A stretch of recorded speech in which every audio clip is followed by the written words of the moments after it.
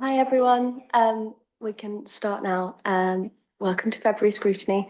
First of all, I'll hand over to Alice for apologies. Yeah, we've got apologies from Councillor Aziz, and Councillor Raymond is subbing for her, and then just apologies from Councillor Fry, who will be late due to attending another meeting. Does anyone have any declarations of interest? No, great. I don't have any chair's announcements. So the next item is to approve the minutes of our meeting on the 16th of January. I'll propose them. Does anyone have any issues? And could someone second if they don't have any problems? Yeah, Chris. Was that seconding? Thanks. And we all have to vote. So is everyone happy to approve those? Aye. Great. As we have been doing to make things easier, I'm going to suggest we take items 7, 8, 9, on the agenda next, and then that we go back and do 5, 6, 10, and 11 at the end, just to save on time for officers and people coming to speak to us. Everyone happy with that? Great. In that case, we'll move on to the first substantial item, which is the capital strategy 2024/25 to 2027/28. I think, yeah, so Ed Turner is meant to be here to be doing his sort of more political introduction, but I know he has a bit of a clash, so he was going to be having to kind of do the introduction and then run. So I think we might just need to start this one off just with officers, and hopefully he'll be able to join partway through. So I'll hand over to Nigel Kennedy and Bill Lewis and invite them to introduce the report. Okay, so this is a annual report. It's presented in line with the Constitution and goes alongside the Treasury Management Strategy Report and also the budget. It's essentially the report outlines, or at least the strategy outlines the processes that the council has adopted for capital processes. There's not really a great deal of change from previous years, apart from there's been a few clarifications within the text that sort of updates on the actual processes around getting projects approved, etc. It's really just to make it a bit clearer. So nothing substantial new in there.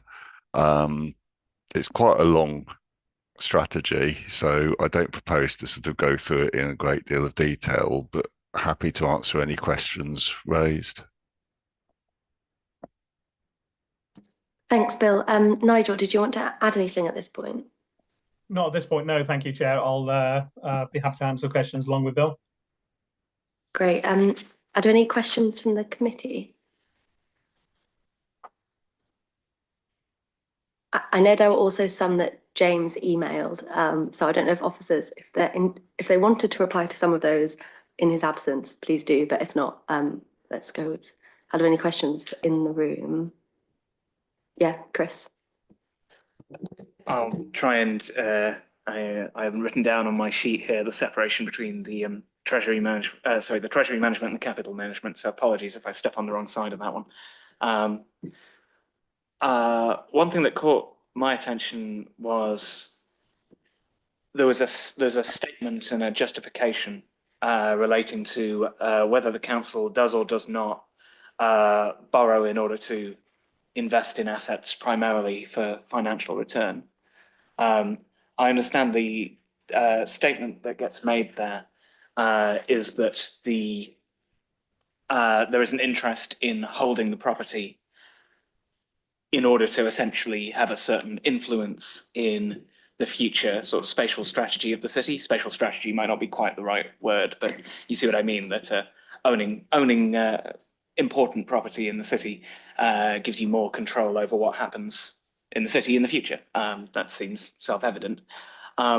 So whether or not we can back up the statement does not borrow to invest primarily for financial return seems to turn on whether anybody that's assessing that statement buys that that is greater than 50% of our interest compared in that property compared to in receiving financial yield from it, which is obviously a fundamental part of the Oxford model. So I guess my question is, has that statement been tested? Does it get tested by audit? Does it get tested by another mechanism? And if so, what has been the outcome of that of the test of that statement? At the moment, so far, I don't know of any kind of council that's actually been caught on the PWLB rules since they were introduced. There possibly has been, but certainly the test really is for Nigel to feel comfortable in agreeing that we do not invest primarily for yield. And that means that we have kind of assessed all of the capital program and all of the schemes that we're putting through, and we ensure that actually it's being done for predominantly normally regeneration type purposes, but it can also be, as the councillor suggested, for sort of controlling the economy within the city of Oxford and trying to make it more vibrant. So yeah, the Section 151 officer has got a responsibility to make a declaration to the government via the Public Works Loans Board, which is kind of an offshoot of the Treasury, that the council doesn't invest primarily for yield. And certainly at an officer level, we are very careful to scrutinise any schemes that are coming through, would reject anything that we felt was actually being done purely for commercial gain, because it would prejudice our use of PWLB in the future. Nigel, did you want to come in, and then we can go to Ed so that he can give a bit of a political intro to both this report and the, thank you, Chair. Just to support what Bill's saying, really, and as Bill says, I'm required to sign off on a declaration, an annual declaration to HM Treasury that we do not do things primarily for financial yield. I'm comfortable with the schemes that are in the capital programme at this point in time fall into that category. And whilst it's fair to say that some of the schemes for regeneration do make a yield, I think it's also fair to say, I think if they were going to cost us a lot of money and make us big losses, I think we would question why we were doing them. But I'm satisfied that at this point in time, there aren't any schemes to say that are primarily for financial yield. Can I just very quickly follow up, Chair? Yeah, please do. So two quick follow-ups. One is, have we sought any external cross-check on that assertion? I appreciate if it's the Treasury that is the judge of it, and whether they accept our declaration, then I suppose that isn't a matter for audit. But I'd be interested to know if there is any sort of external advice taken on that. And follow-up number two is, what impact, if any, does this have on existing projects where before those PWLB rules came in, we had already made investment, which I suppose at that time we'd have been able to say quite straightforwardly that this is has a financial component that's important to us. Does that have any impact on ongoing investment in those properties? Just by way of answer, in terms of the advice, there isn't any external advisors you can get to verify the position. Basically, I mean, we do talk to Link, our Treasury advisors, who have obviously got contact with other local authorities and can pass on information to us in terms of what they are doing. But there's no real external sort of sign off. The auditors are, however, charged with looking at our accounts, our finances, and they can also look at obviously our capital program, etc. And they can advise the HM Treasury if they find anything that they are not entirely comfortable with. Actually, in terms of going to HM Treasury itself, I think you would struggle to get if I'm being honest, struggle to get a direct answer. It would probably be more of a well, you just need to submit your declarations basically, and we'll do the we'll judge things from that angle basically. So there's no that's the sort of process that we have at the moment in terms of schemes that are in our programme already. I don't believe. Well, say I know there are no schemes that would come in breach of that rule basically. This was introduced, I'd like to say, I think it was October Bill 22, I think, actually. So it's been in for quite some time. Bill might want to just qualify that, actually, but I think it was October 22, but I might be wrong. Bill. That sounds about right. It was around about that time. I can't say whether it was actually October but yeah, it was around about that time. And when it came in, there was an initial period of consultation anyway. So we had kind of pre-warning, as it were, that this was coming in. And at that point, the council was actually looking at various property investments that we pulled back from because of this. So, yeah, we didn't actually get them into the capital programme as such, because we were aware that this was something that the government had decided was too risky for PWLB to lend on. It was. I presume councillors are aware of the background to this, that it was brought in because of some councils that were kind of flouting the rules quite blatantly, and so it was brought in to sort of stop absolutely anything. And whereas this council would have only done things that were kind of properly assessed and controlled, it was felt by government that other local authorities hadn't necessarily assessed things in the proper way and were putting public finances at too much risk. Thanks, Bill. I think we should move on to let Ed do his introduction. Ed, are you planning to introduce just the capital strategy or also the treasury management one at the same time? Lucy, first of all, apologies to the committee for the unsatisfactory mode of my attendance tonight. I'm sorry, diary clash, and en route to a semi-professional football match, as you'll have gathered from my gear, so apologies. But I did want just to offer maybe 2 sentences on each of these. So, as I mentioned in the email, they're reports where there's a fair whack of sort of a technical side, which you're in very good hands with Nigel and Bill. But maybe a couple of things on each. I mean, on the capital strategy, first of all, I think the area where I will focus my gaze throughout the year is about the delivery of schemes and our sort of cost effectiveness in doing so. As people will know, in our budget planning, we do factor in some potential slippage, and some of that will be, I guess, inevitable. But we want to keep better on track. It's important for our forecasting that we do. It means we don't have money ready, which could be earning more valuable interest. It's better in terms of planning schemes.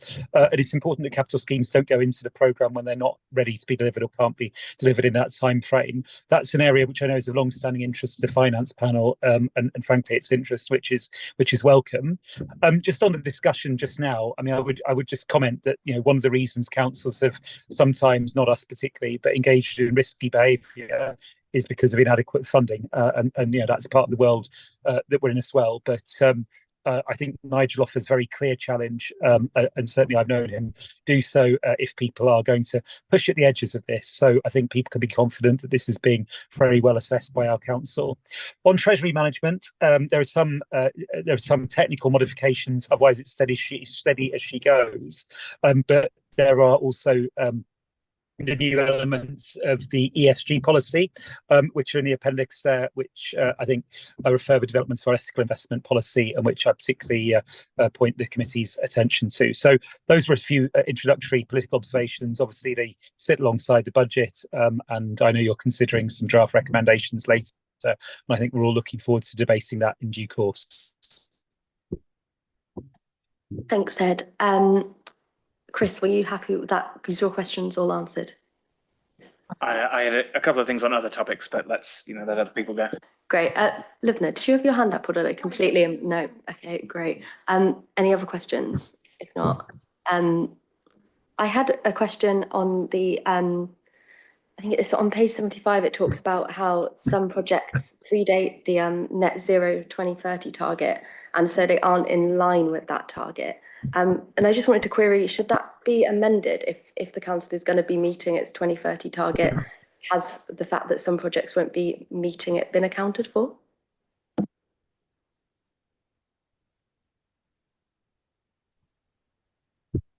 Hmm.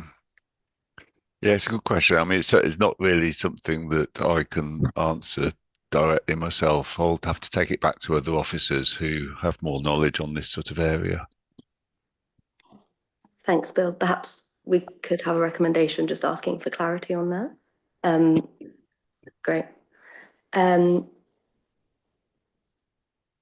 just wondered, sort of following up from Chris's question as well, how much leverage has the ownership of commercial property in the city allowed the council to have? Are there any sort of examples of how the council has been able to steer the direction of the city because it has owned commercial property? Ed. Yeah, I do see. So it's an issue close to my heart. So maybe I'll share a few reflections on this one. Then, if I could be excused, there's nothing else explicitly political. But I think there are plenty of examples. I mean, an early commercial investment was, of course, our covered market, and for my money, that is the jewel in the crown of our city centre. It means we can then have our leasing strategy, which means we can have a really vibrant mix of units. It means we don't have lots of chains in there. It means we can sort of reshape the offer, do things like late opening. So I think that's a terrific example. But there are others. It means as well, for example, when we look at the rest of our commercial portfolio, we can work with the colleges to ensure that there aren't some categories which are overrepresented in the city centre, which would be, to the disbenefit. Another example, the scheme which will replace the Odeon means we can have a really nice combination of some much needed apartment hotel space on the one hand, but also a community venue on the others. So I think, we clearly, when we make a commercial investment, we have to be driven by commercial considerations, and we need the money, to be completely blunt. But equally, there are ways of doing good at the same time, and of course, also there's something about the way we procure services in running those properties as well, which means again we can maybe benefit the wider economy. So I'm quite enthusiastic about it, and I think it's a good and genuine example where we can do things that stack up commercially, but also can benefit our wider corporate goals. Thanks. Chris, I know you said you had more questions, so in the absence of others, we could go back to you. I'll ask my two on the capital strategy, and then I have two that relate to the treasury management strategy, which I guess do separately. So on the capital management, one is about MRP and risk of non-repayment of loans. So I noticed the text there about some loans issued to our companies attracting and some not attracting need to set aside MRP relating to risk of non-repayment, which suggested that we're essentially attaching zero risk of or negligible risk of non-repayment of loans to loans that we've made to OX Place. I just wanted to sort of challenge our level of certainty about assigning very, very low risk levels there. And sort of related in theme, there was a paragraph about a transformation project in ODS that we're able to capitalise and therefore borrow to fund, where it basically described that if the transformation project didn't yield the results that it's supposed to, then we'd be obliged to claw that back from ODS, which would seem like an inconceivable thing for the council to do. It would seem like a very sort of self-damaging thing to do to do that to ODS. So it seemed as if we were describing something we would never ever do, as if we'd be obliged to do it. So I just wanted to cross-check what's the situation with that transformation project. Thanks. We have now lost Ed, who I guess has gone to play football. So Nigel or Bill, are you able to answer that? Yeah, I'll take the one on the loans. Yeah, so actually none of the the loans that we've got with OX Place actually attract MRP at the moment. What we do is we assess the housing company's business plan and ensure that there is provision within there for repayment of their debt, and therefore whether there is actually a likelihood that they won't be able to afford to repay. So whilst we're comfortable that repayment is within their business plan, that they're on track to deliver it, we don't need to make an MRP. If at any point we feel that that there is a risk of that, then an MRP would need to be applied by us in line with the statutory guidance. So I hope that covers that bit. Yeah, and then I think over to Nigel for the next bit. Yeah, in respect of the transformation project with ODS, so we're able to capitalize what might be typically revenue costs, basically, if indeed they involve transformation, and that transformation brings efficiencies in the longer term, and you have to account for those efficiencies. The very essence of what ODS deliver in terms of dividends are largely driven from efficiencies. There are some driven from, obviously, the profits made by the trading company, but from the tackle company, they're largely derived from efficiencies. And this was a transformation project that was made in the very early years of ODS, whereby for an injection of monies and some purchase of ICT and other sort of transformation officers, they were either to drive out efficiencies around the building works arena. So by the reduction of the workforce, and also by improving the supplier chain, basically, where they entered into a contract for substantially less costs of building materials, etc. Whilst obviously ODS, we all know, didn't deliver dividends for a period of time, they have recently delivered all the dividends that the council were due to receive up to and including the 31st of March 2023 in a £4 million payment. And within those dividend returns are undoubtedly the efficiencies which came off the back of this transformation project. There were others as well, basically, but certainly they would be contained within that £4 million figure. So that's how it's achieved, and that's how it's made up. Thanks. Do we have any more questions from anyone? In that case, Are you taking the TMS ones now, or just or only capital? was going to go on to that separately. Sure. Are there any recommendations on this?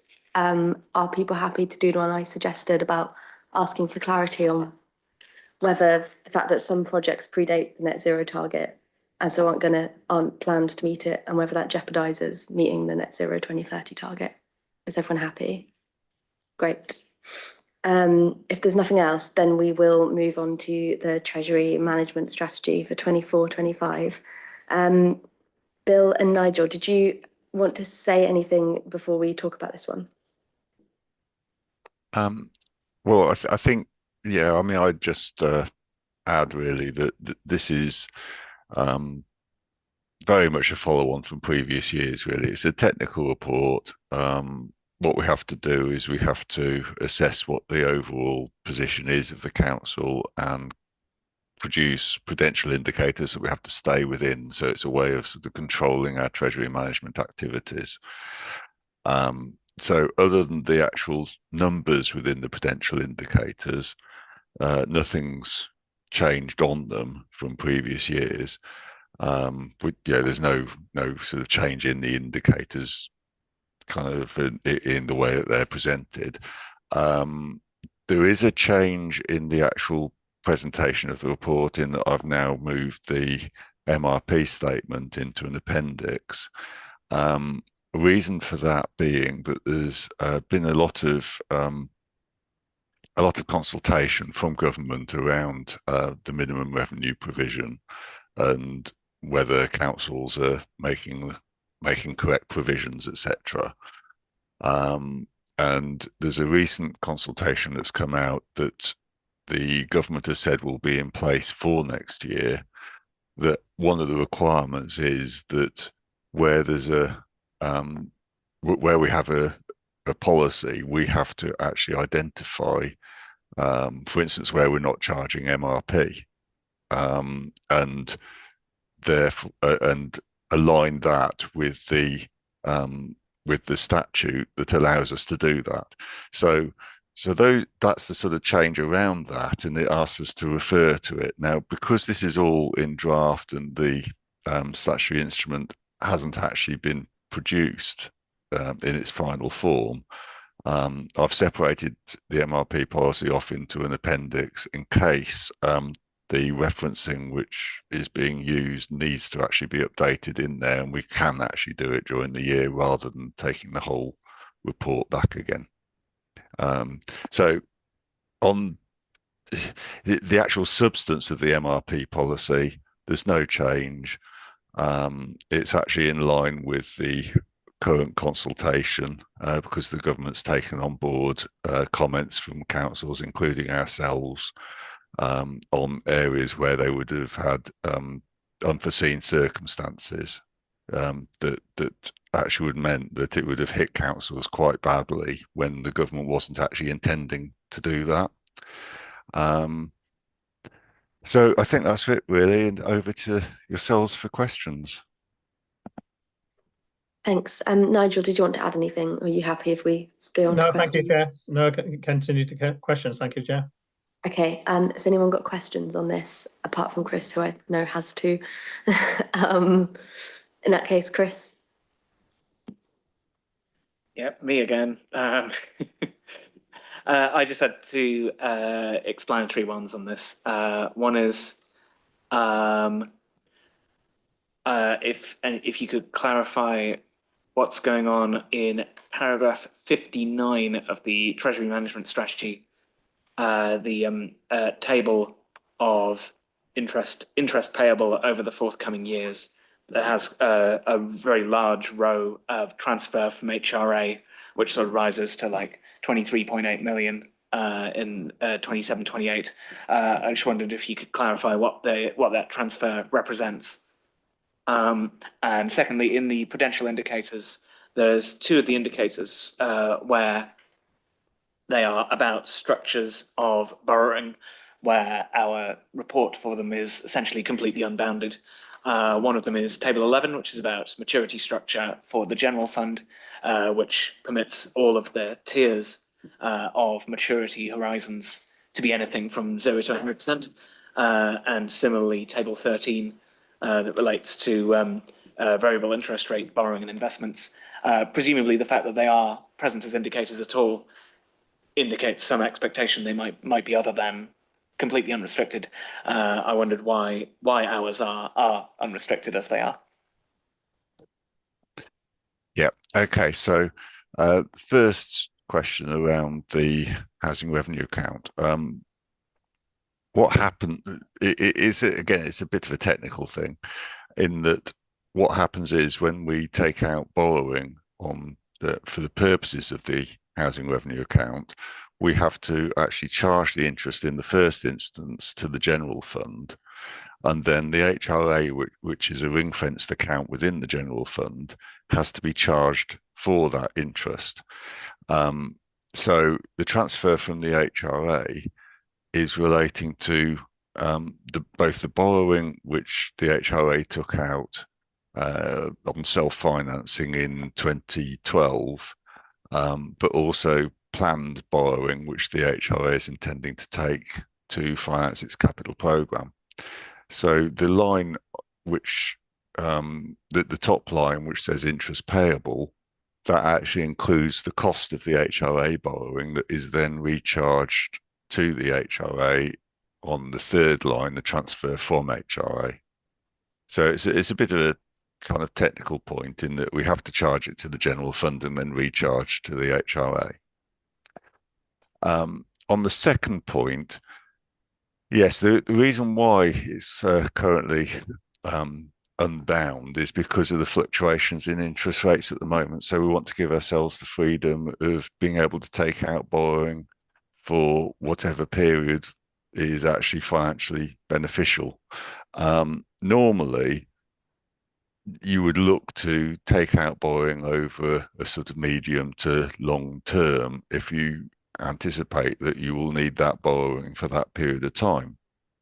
At the moment, interest rates are such that the best rate of interest that you can get is around about the 6 years, but that keeps changing as interest rates go up and down. So we didn't want to tie ourselves into having to take out debt because we'd set prudential indicators at a certain level, having to take out debt for a certain length of time. Because what we'll do is we'll take out, for instance, if we want to take some borrowing for the HRA that we know is going to be for a long period, we don't want to take it for 50 years at a high interest rate. We'll probably take it at the 6-year mark, if that's the best interest rate, and then refinance at that point. So that's the reason for it being unbound at the moment. And yes, normally we would want to actually have a bit tighter controls over that for presentation to members, but it's just the fluctuation in interest rates at the moment doesn't really allow for that. Thanks, Bill. I had two questions. One was about the bit in paragraph 5. It talks about how there's going to be an increase in external borrowing from 198.5 million up to 795.5 million.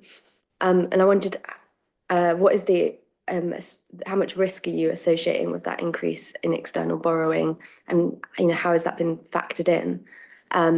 And then on a different topic, in the bit on the ESG policy, it talks about how when the council is a passive investor, it is sort of less actively involved in ensuring that the companies it's investing in are, following sort of social practices that we want to support. However, when it's a passive investor, is it still applying its policies on not investing in sort of businesses whose practices cause serious harm, like fossil fuels, gambling, human rights abuses, etc., which seems to be set as like a separate sort of policy to the other ESG policy? Yeah. So on question 5, I mean, all this is doing is it's reporting the borrowing that's in the council's medium-term financial plan. So what we've done for that is actually included the projected interest rates over time into the council's MTFP, and so the costs of that are already built in. So essentially, the risk is taken account of within the budgets that are separately being considered on this agenda. The majority of that borrowing is actually related to the housing revenue account, and the housing revenue account is funded from rents of the council houses, and is also quite closely controlled with ensuring that there's an interest cover ratio that's maintained. And yeah, that's something that I think we introduced. Nigel will correct me, but I think we introduced it a couple of years ago to actually make sure that as an extra measure on top of making sure there's a balanced business plan for the HRA. Yeah, just to add to that, I mean, as Bill says, it's something we brought in about 2 or 3 years ago, actually. So prior to 2018, there was a cap on the level of debt that the HRA could take out. That cap was removed by the government, basically. But what you needed to do, basically, is then revert to more prudential indicators to control the level of borrowing. So the interest cover ratio, which Bill refers to, is basically looking at how many times do the surpluses in the HRA cover the amount of interest. And provided that they cover that ratio is equal to or more than around about 1.25 times, then that's the benchmark that we run by. So as long as we've got 1.25 more lots of surplus than you have to the interest that you're paying on the borrowing, then that's sort of controlling the risk, and that's a benchmark indicator that most authorities would be using. And certainly, as the predominantly the most of that debt, as Bill refers to, is HRA. That's what we literally stick by.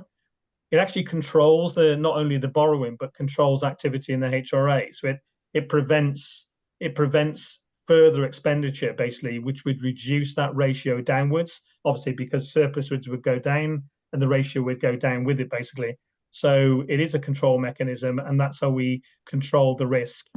We would practice a similar indicator on general fund, but to date, we haven't actually taken out any borrowing on the general fund. It's all by, as the paragraph says, by internal borrowing.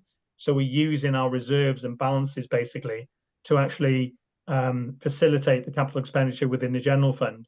That position will change, and we will revert to external borrowing at some point in time, but we are not there yet for the general fund. So most of that increased borrowing basically is around the HRA, and say we try to cover off risk in the way that I've said. Bill, do you want to move on to the second question? Yeah, the second question. Yeah, definitely we will avoid investing in those areas, companies that involve in those areas.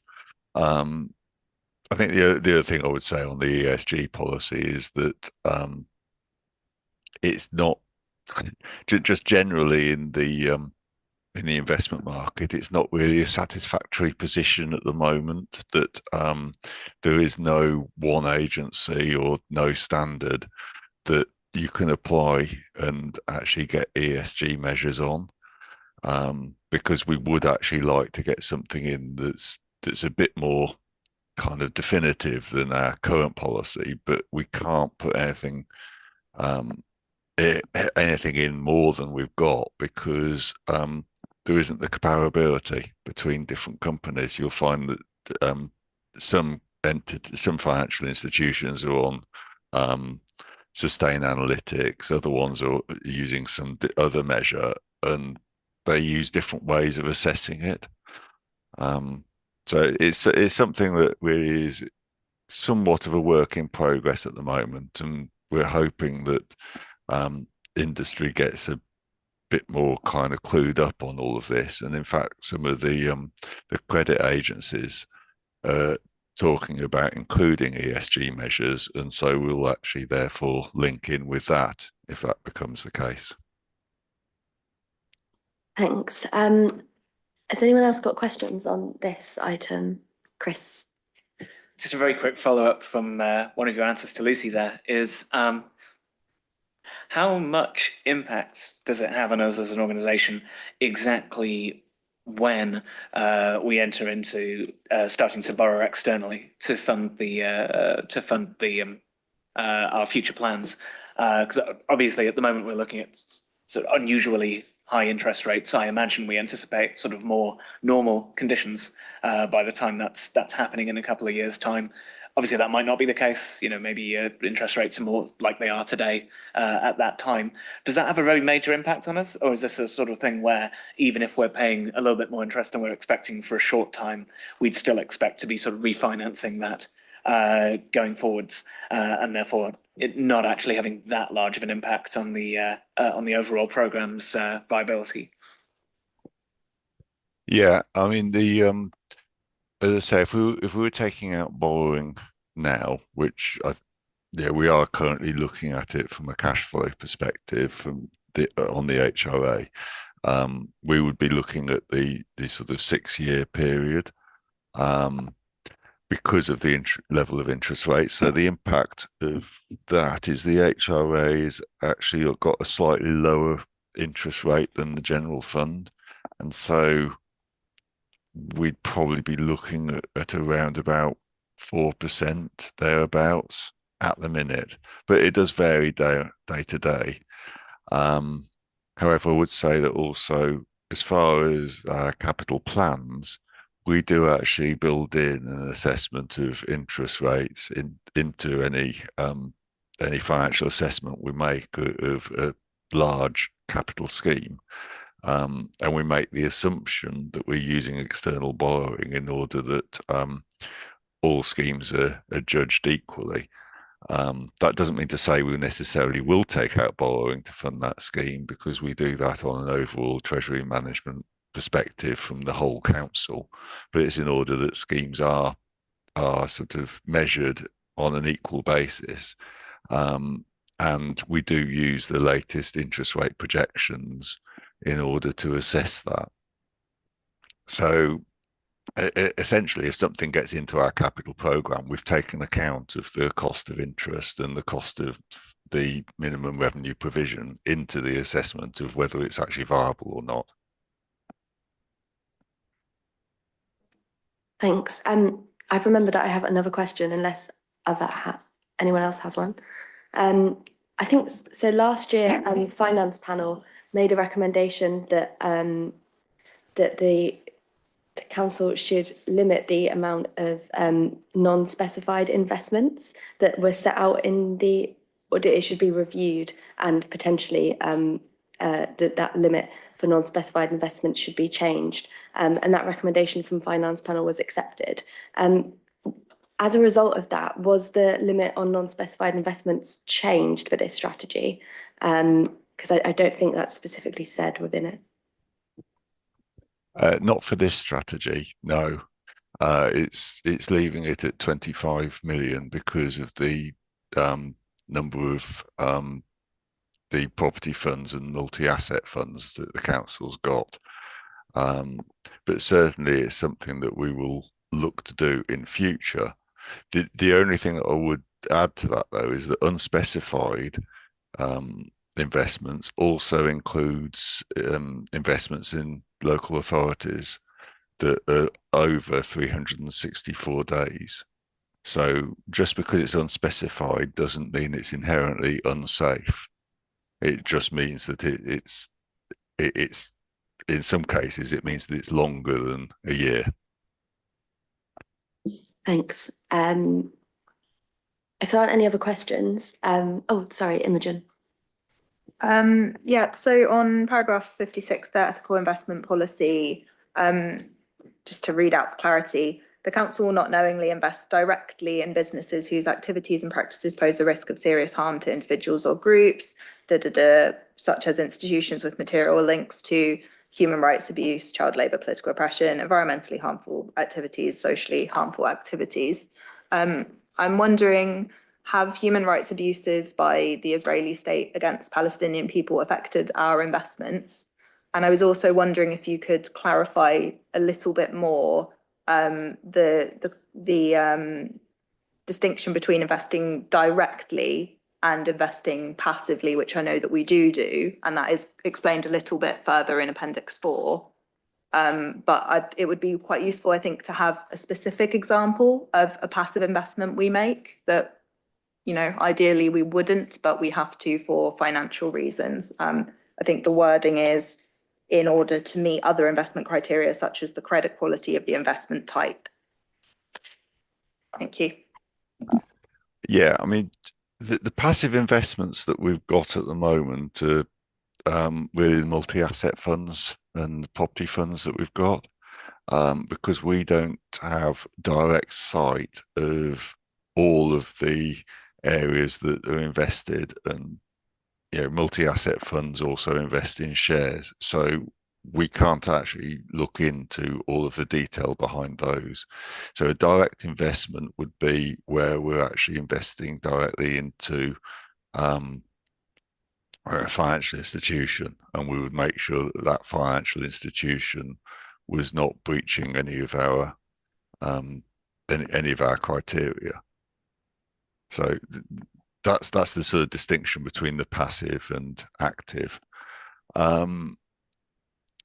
We haven't actually changed any of our investments because of the activities in Israel and Palestine. We don't actually have a high level of investments at the moment, so you know, really wouldn't actually impact on us from that perspective. It's not like we've got massive amounts of investments. It's like Nigel was suggesting earlier, that we are getting close to needing to take out some borrowing, and that therefore means that we haven't got the cash available in order to invest. I think probably it would be quite difficult to actually assess which institutions were getting involved at all, because you'd need to have information which isn't actually publicly available. if anything became publicly available to us or was fed to us from our Treasury advisors, we would certainly take that into account. Right.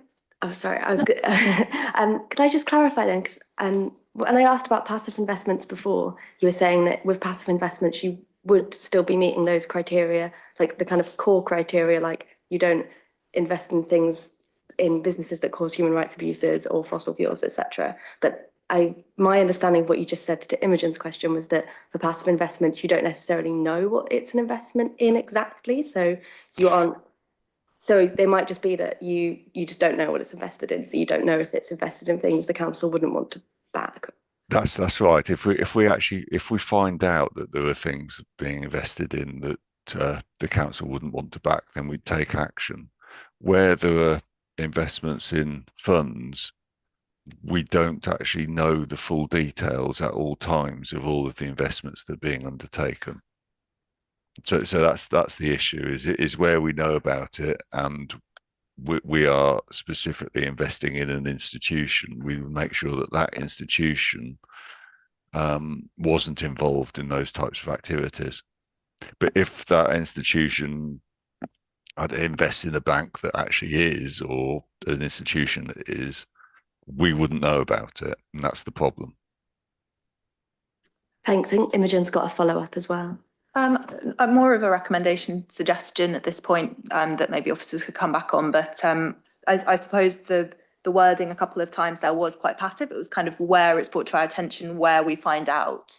I think, and also this suggestion that there isn't a lot of publicly available information. I think some of that research and work has been quite thoroughly done, especially in the Israel-Palestine situation. So I suppose maybe there's a recommendation about reviewing our investments, especially probably shouldn't be a hard job if there aren't that many of them, in light of that situation, and taking into account, for example, the BDS movement and where they've identified unethical investments that might be contravening our policy on human rights abuses. I'd also just flag, Chair, that in Appendix 4, just after the same ABC list, there's more clarification on the kind of meaning of a passive investment and the conflict with the credit quality of the investment, and maybe that will clarify some of your confusion there. Thanks. Any other questions?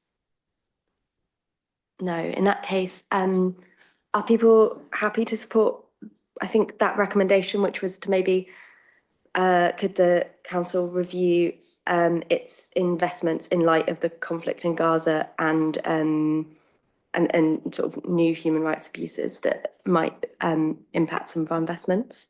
Yeah. Everyone happy? Cool. Alice, is that all? Yeah. Are there any other recommendations? No, about the clarification of the next recommendation. Oh, I think the answer. I think that was in there. Okay. Yeah. In that case, I think that is everything on that item. Thank you to Nigel and Bill for all of your answers and for stepping in for Ed as well. Very much appreciated. Thanks. We'll move on to the next item, which is the item on adult exploitation. Mark Ligo's here in person.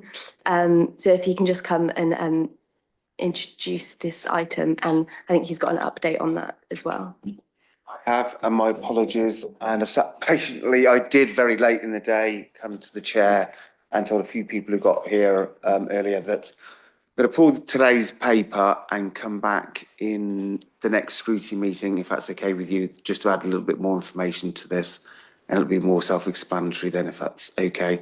And I spoke to Richard Adams and Nicola Bell, and contacted Richard Adams about this as well.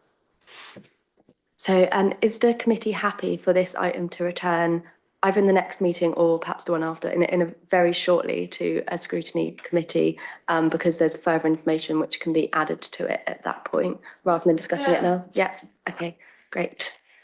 Thank you, Mark. In that case, we are on to the work plan and forward plan, which Alice is going to introduce. Yep. Thank you. So an updated version of the forward plan was published last week, and the work plan was updated as a result in consultation with the chair, and I published it as a supplement to the agenda yesterday alongside an updated summary of the forward plan. So looking at that updated version, as it stands for the March meeting, there's currently 4 cabinet items listed, which is the Thriving Community Strategy Update, the Oxfordshire Food Strategy Action Plan, the voluntary adoption of the socio-economic duty, and the request for exceptional circumstances relief from the Community Infrastructure Levy. The Housing and Homelessness Panel is also due to consider one cabinet item at its March meeting on the allocation of Preventing Homelessness Grant 2024-25, and the Finance and Performance Panel is due to consider one cabinet item in March, which will be post-cabinet in order to free up a bit of space on the March committee agenda, and that'll be the Integrated Performance Report for Q3 this year. And then for the April meeting, as it stands, there's 2 cabinet items on the committee work plan, which is the Council Business Plan Priorities for 2024-25 and the Integrated Performance Report for Q4 2022-23, plus a Scrutiny Commissioned Tourism Review Group update, and then plus the updated adult exploitation report when it's ready. Any changes to the forward plan after today and ahead of the March meeting may result in changes to the work plan, and if so, that'll be agreed between the chair and myself. The committee is recommended to confirm the work plan as set out in the supplementary agenda pack with any amendments as required. Is everyone happy to agree that work plan for the next few meetings? Yeah, great, thank you. We're then moving on to reports back on recommendations and from scrutiny panel meetings. I'll just go through the report back on recommendations from the last cabinet, which was on the 24th of January. They fed back on recommendations we made on 6 reports.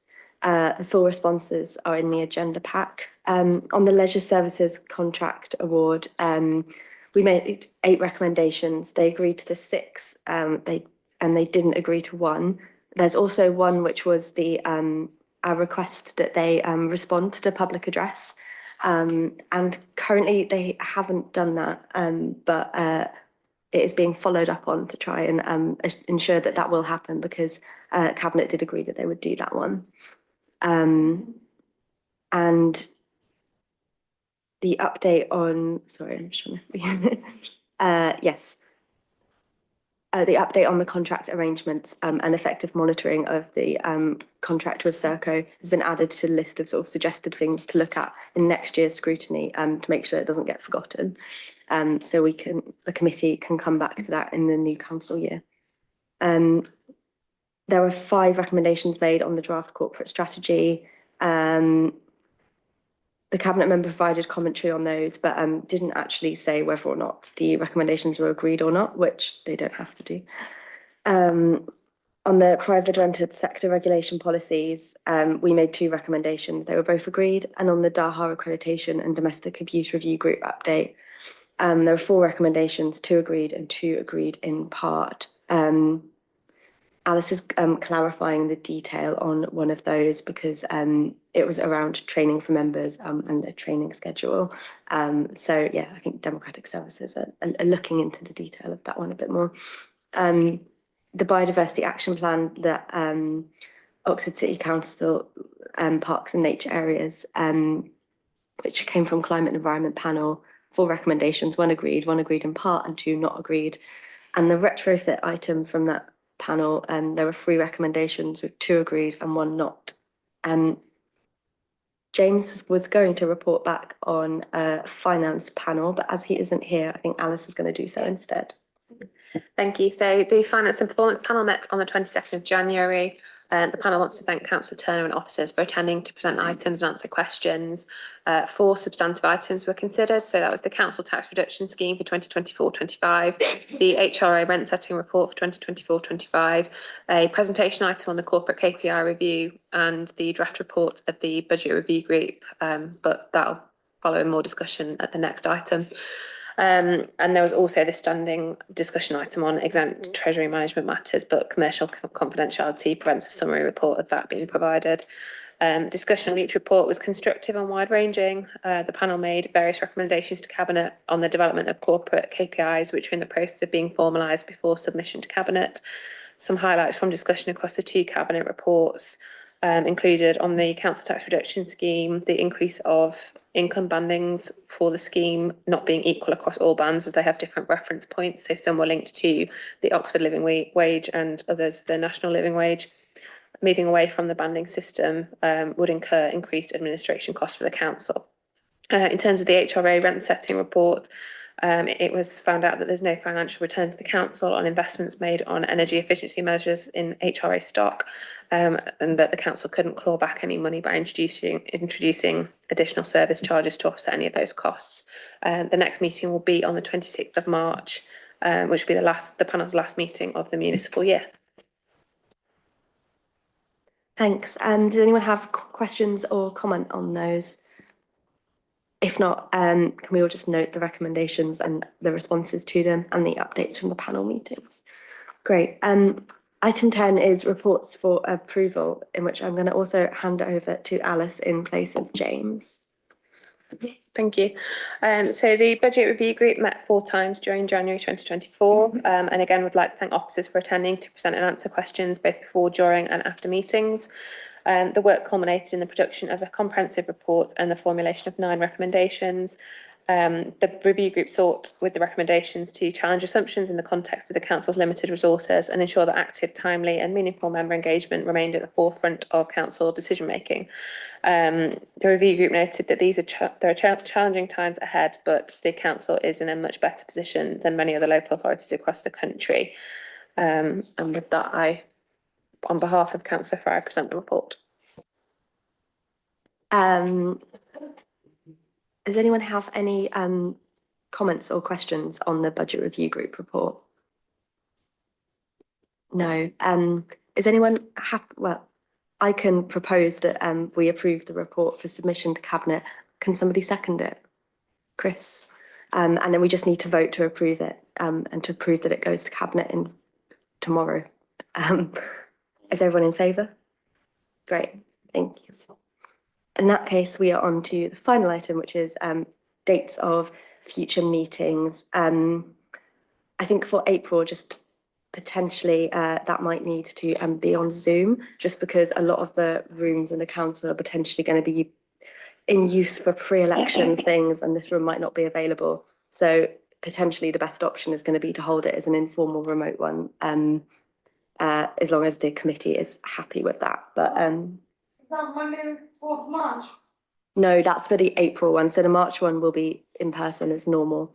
And the April one might have to be on Zoom. But we'll confirm that nearer the time. Great. Yes. Unless anyone has anything else to add on meeting dates, that's the end of the meeting. Thanks.